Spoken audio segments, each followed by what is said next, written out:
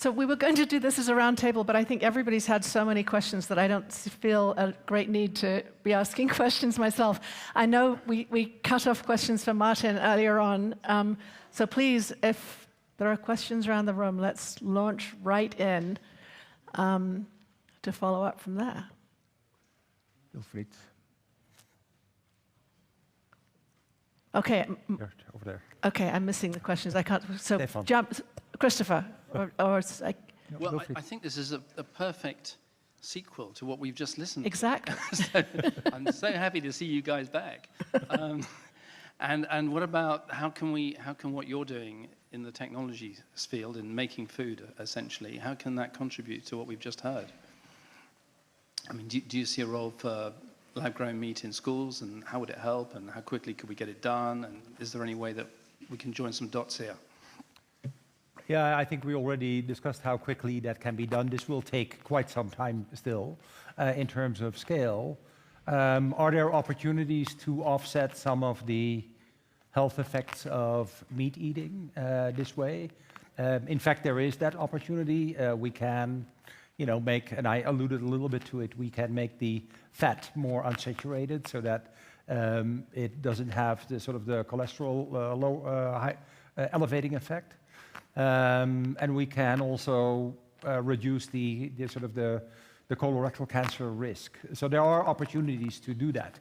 I'm typically not dwelling on it because that's not the primary objective, but once you're at it, you can start to use those advantages, if you like. Yeah, the other effect that is, the two things that are kind of obvious is that, you don't have, that's not particularly related to food in schools, but there is really no risk of contamination of the meat in a way, and there is no antibiotics use. Now there are many other ways to get rid of the antibiotics, and in many countries that has already happened, but this is also one of them. Yeah. Do you want to follow up, Martin? On no, well, I think the food as medicine, of course, is something already, discussed over the past couple of years, no? And the institute is new, but so I think in the context of the US, it's extremely important that this actually movement starts, and that in fact the healthcare system is actually paying for it. So it's a great step forward. But I'm not sure whether this will work in all the places, because we don't understand very much the etiology of obesity. No? I personally believe that in fact the sodas are extremely important in this context, more so than food, for example. So because if you look from an energy perspective, like the intake, and I know I didn't mention this morning, but for example, you look at all the low and middle income countries, the obesity which you can see there is actually based on stunting. Because kids who are stunted have a much higher risk of becoming obese later in life. So it's a different reason why they became obese, and that's why, in fact, food has a different role to play. So it's more complex. I repeat myself a bit, but then saying, okay, food will help. And I don't know how much evidence is there now that, in fact, food will be a treatment. We will see. That's why they do studies at the moment. right. So I think we are at the beginning of the phase. So to say, okay, this will be a great, global movement, I think again we have to be very careful. But I think it's extremely important for the US. Don't misunderstand me. But I think the applications are a little bit different. So I would, if I was living in Spain, I would find out why do we see an increase of obesity in Spain as well as in Italy, for example. And you look at Belgium, Belgium has a much higher obesity rate among kids than, for example, Holland. And it's like, what is the reason? So we don't look into those kind of things.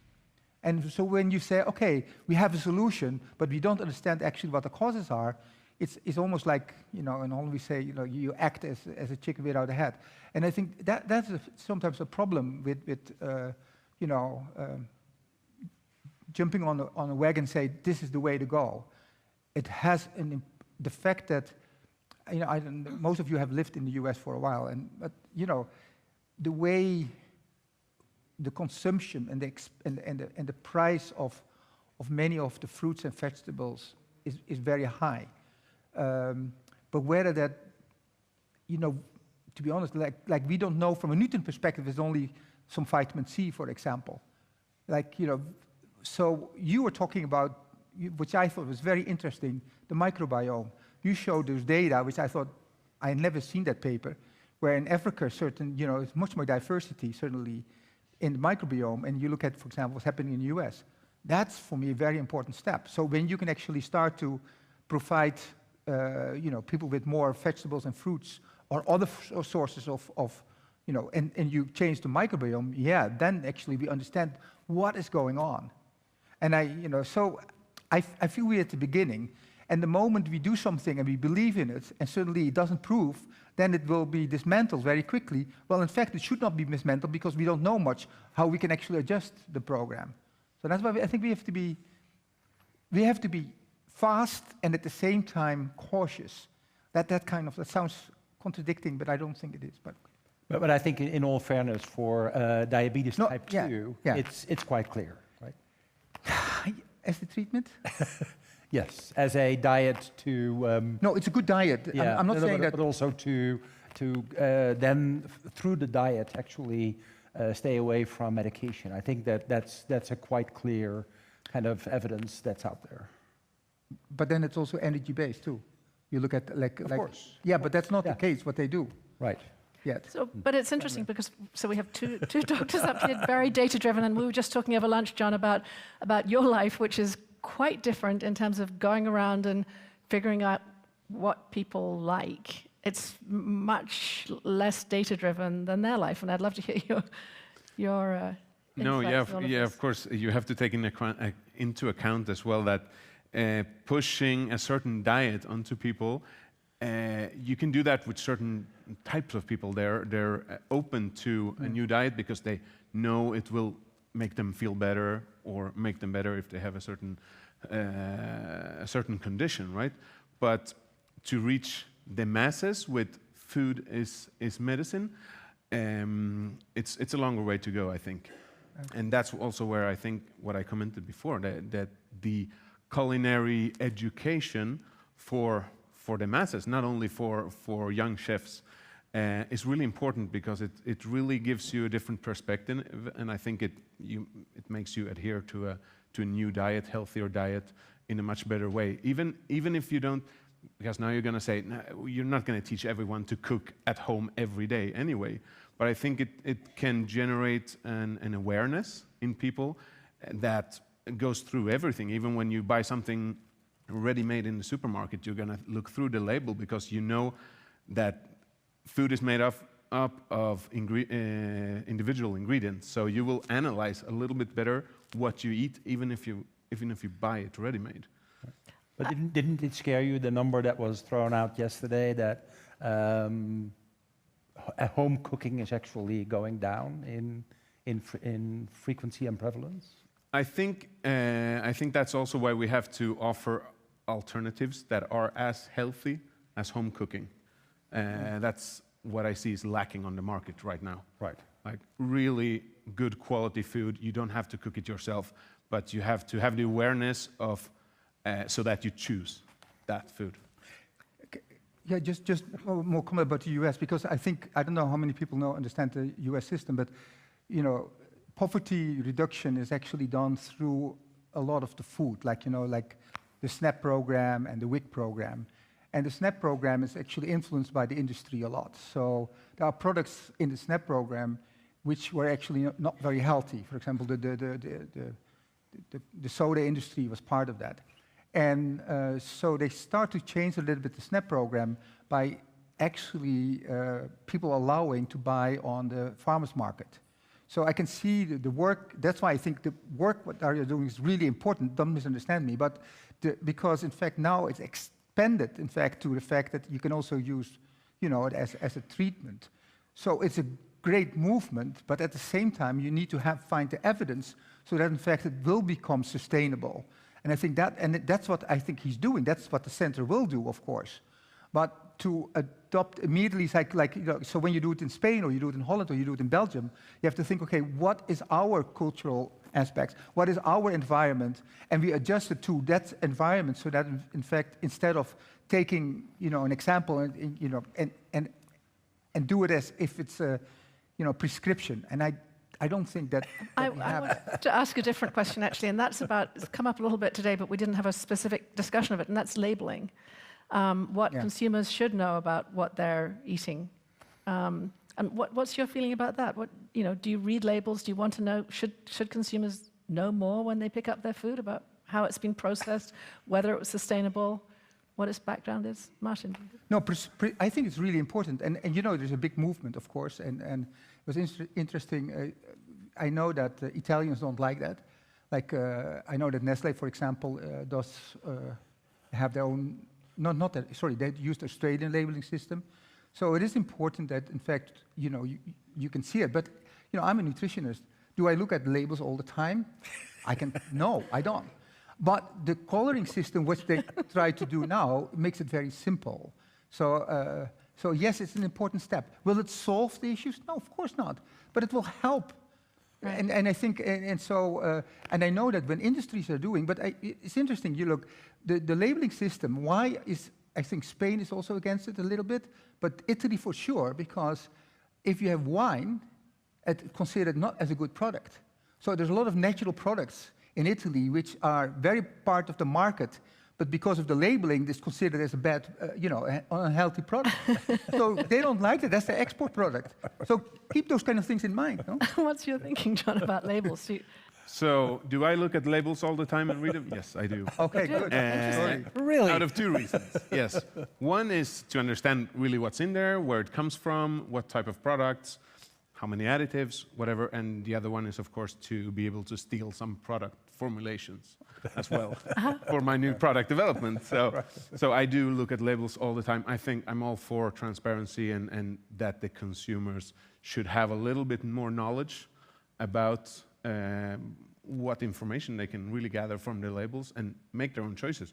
You want to buy a product that I would never buy? Go ahead, no problem. But yeah, and if it's sustainable meat, lab-grown meat, I want to know that it is, right? I for sure and go hope for so, it. yes. That's the intention. No, but I think we all agree that labeling is important. Is important and is a good thing, but it's not a panacea. It's not exactly. A lot of people. When I did a little test in the Netherlands, I sent somebody out to buy hamburgers in the supermarket, and they had to be 99% pure beef hamburgers. And she is French, and she came back, in this country, I cannot find any pure beef hamburgers. And what are you saying? And indeed, if you look at the labels, they're all 70%, 30% plant-based. Huh.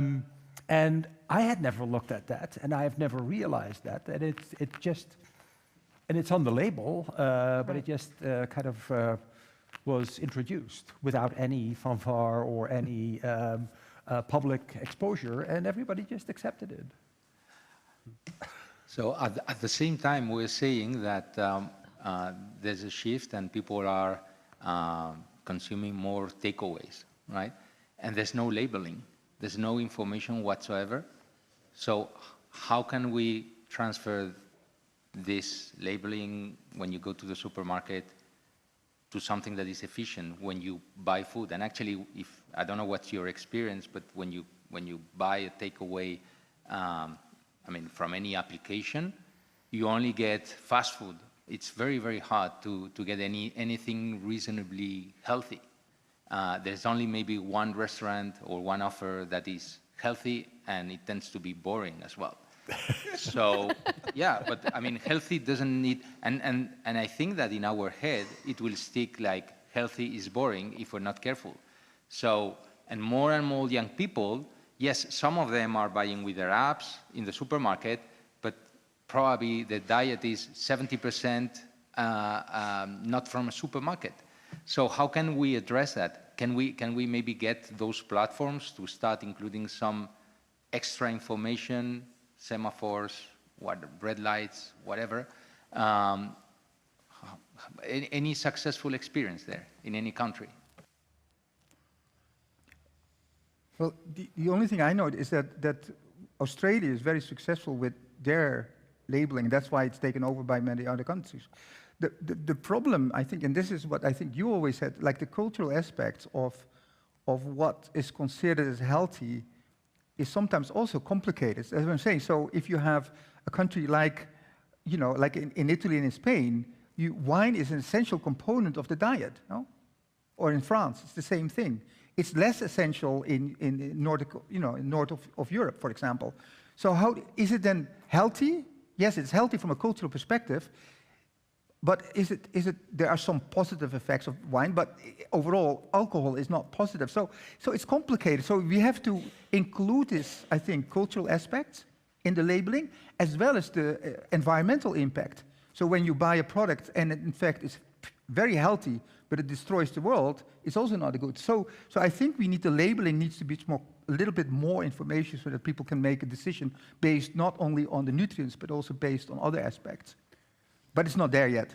I've got so many questions. Yeah. Wilfred. I wonder, we haven't talked about processing very much either, and there's a lot of stuff about ultra-processed food, and I don't know if people are aware of the NOVA classification system, which classifies food from a score of 1 to 5 on the degree of processing, which seems to be very closely correlated with levels of obesity and fits in with the consumption, for example, of soda and things like that. I don't know if you're aware of that. I think it's Brazil from Professor Carlos Monteiro who developed it. You know. No, I'm not aware of it either, but I have a big issue with the term processed because it's such a generic term, and I think you need to be very, very specific in what the issues are. You know, I gave the example of milk in the Netherlands, which everybody thinks is kind of a natural product, and it's highly processed. Because, you know, they've taken the season out of it, and they want to be equal sort of quality throughout the year. So it has become highly processed. I know very, very little foods, except for raw foods and fruits, that don't have any single process sort of associated with it. And the issue is that consumers don't know. They are not aware of that most of our foods are processed. So I think the term process itself, and I'm not aware of that labeling system, to be fair, but you have to be very, very specific what type of processes, like trans fats, for instance, what kind of those processes have health aspects and what not. We have a question down there in the corner. Yeah. Yeah, my question is going into a little bit of a different direction. Since I represent education, you know, I've learned a lot over the last 2 days, and I'm mildly optimistic. I think we have a good idea of what the questions are, what the issues are. We have technology to deal with many of them. It sounds like we have money, but one question immediately is, do we have the talent to do all these things? And then a broader question, which I think is for everyone in this room, what is the role of education in making sure that all this works out?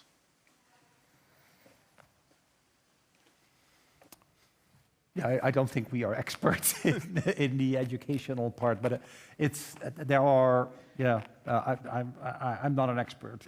I think, again, here we really should put all our efforts into education, cooking, nutritional education, and involving that at every level, at school, at home, at clubs, wherever. I think that's what the experience is of people who try to develop these programs that really affect behavior in families and with kids, that you have to target every level of their lives and get the sort of the education infiltrated in all of those. But that doesn't mean that we don't need to do it. But again, it's that there is somewhat of a limit to the. I think everybody in this room knows what healthy and unhealthy foods are. Does that mean that we always choose healthy foods? I for sure am not one of those. And so on, on average I do, but there are ups and downs, I guess. I think this is such an important question that if there's somebody else in the room, Martin wants to take it, but... Yeah. But Right. Because, from a nutrition perspective, if you look historically, nutritionists were working on nutrients, like deficiencies. Then, and that was very, like vitamin A deficiency, vitamin C deficiencies. Eventually, it moved into a different area of food groups, for example. And now, actually, the new term is, of course, healthy foods, and what does it mean? So there's definitely a whole development in what you teach, and it depends where you are. If you are in low, mid-income countries, you have to talk about still nutrients because there are deficiencies. If you are in the US or Europe, you have to think about healthy food because, in fact, the food has been processed a lot, which is essential, but ultra-processed food is not essential. The problem what I have with the Brazilian guy, professor, is that, that's also not well defined, ultra-processed food. And for example, the food we were using in World Food Programme for children to be treating for acute malnutrition as well as for prevention of stunting, he said that's ultra-processed. And so if you talk about the Mars bars or you talk about the sodas, that's ultra-processed. So the definition is very unclear, and then you look at the literature. Recently I read a paper about ultra-processed food, and it was very unclear what the impact is on research. But again, if you look at the people who were writing the article, they were definitely influenced by the industry. They were biased. So it's so complicated when you start to define these kind of things. But education comes from the university, and you come from the university. So we train a lot of nutritionists, of course, at Hopkins, and it's a fantastic school. But originally, the school was famous because of the nutrient content. Like, we understood everything about nutrients, biochemistry. Now we have to move into this new form of education. What does it mean in real life when we talk about healthy food? And I think so, to a certain extent, it's happening, but the development of what's going on now in real world is faster than. So you have to train first, what does it mean from a technical perspective, biochemistry perspective, and eventually you have to say, okay, what does it mean from, food technology? But that's actually, nutritionists are never trained in food technology. That's a specialty again. So there's definitely great need, Wilfried, into what type of education do we need? And that's why I was mentioning a lot over the last couple of days. This group, for example, if we would set up a course, it would be one of the best courses you could provide to universities, because we have everything. That doesn't exist yet. And I think that's why we have to be thinking out of the box and thinking what kind of education, what kind of systems we can put in place on YouTube or other places that people get really educated in all the elements. And what's not known yet, we have to tell. Because we have the tendency to be optimistic and say, this will solve the problem, and in reality, it doesn't. So stick to the facts, but be comprehensive. And it doesn't really, I think Hopkins is trying to work on it, I know that, but we are not there yet. Right. Sorry.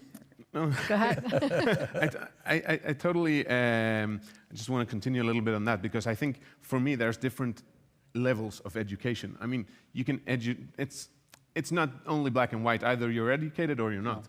No. You can educate someone, you can become an expert in a topic, but you can also inform, which is also a kind of light education. And I think that's maybe the approach that you have to have towards, I mean, you can educate kids from young ages. I think that's really what we need to do. But you can also inform a greater public. We have all the tools today to reach really masses of people.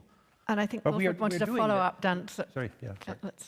Yeah, I mean, my question was more about, like, for instance, we talked about school meals. Yeah. Right? Because I'm thinking of traditional education, not specialized education. That, okay. We are all specialists, so, we're further down the line. But would it make sense, because we talk about school meals, making them more healthy, whatever, but this is a fantastic opportunity in every school, using it as a case study or an experiential experience to educate about why is it that, my 9-year-old in 3rd grade she comes and tells me what she eats at school, but they never tell her why she's eating this, why she's not eating, because it's a fantastic opportunity to open up their minds about why they are supposed to eat this and not something else. And of course, they might get into trouble with their parents when they go home. That's another thing. But, you know, the role of traditional education to start very early on building mindsets that align with, because, you know, the first day in the morning yesterday, we talked about mindsets. At the end of the day, it's mindset. You build them very early on, not, you know, when it's late. So that's sort of my thinking, you know, can we be creative and use what is in place in education to, you know, align very early on people that understand, you know, that health is related to food, the importance of food, and so on. Yeah, I think for sure we are not tapping into all the possibilities that we have in that regard. It can be much, much more intensified. We probably have time for just one last question. So Yeah, I'll be quick just to share that we have an experience in KM0 in our organization. We have a program called Gastrogenius, and we have experimented with using that that lunchtime hour and try to use it to educate, and not only in nutrition, but in understanding the food system, like all the implications. So not only if the food is healthy or not for you, but understanding where it comes from, what impact it has, and so on. And we have to make it fun. And we have some experience, so I'm happy to work on that, because I think it should become exponential. And we have only done small pilots. So, Charlie, do you want the last question? Yes. Kind of going back to Williford's question, we have an incredible opportunity to do exactly what he's talking about, and we have actually tried it in the U.S. a number of times.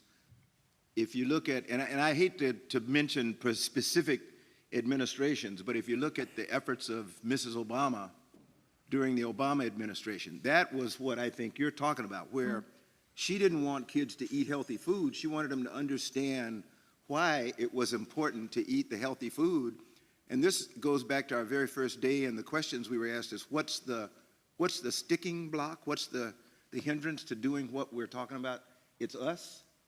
And I think we have to be able to speak truth to power when we go back. I think we have a bigger problem in the U.S. than most people, but since we tend to set the trend, I would hope that you would look at what we do and how we're doing it and not do it that way. You know, not allow yourself to go in the direction that we seem to be headed and trying to lead the rest of the world right now. It's really important to use the U.S., and I'm being, you know, an asshole here, but I think this is an excellent opportunity for people to follow the U.S. in not doing what they're seeing us do, because they recognize that it is not good. Right. And in not allowing kids to understand what it is they're eating and why it's important to eat that. You know, my grandson, my 2-year-old grandson, goes to a relatively expensive school in D.C. and gets 3 great meals a day because they pay attention to what's good nutrition.